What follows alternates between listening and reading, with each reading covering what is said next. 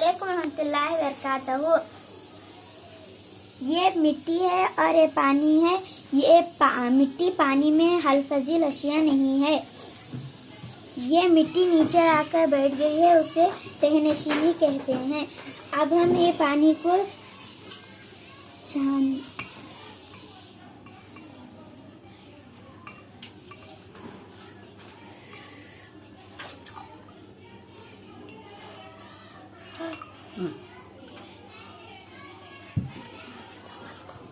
इस अमल को निथारना कहते हैं।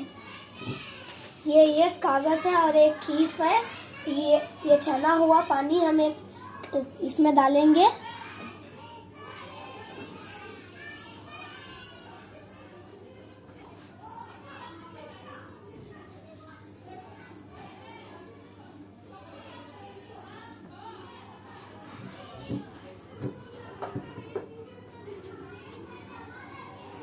जो भी इसका गलीज है वो ऊपर ही रह जाएगा और हमको साफ पानी नीचे मिल जाएगा।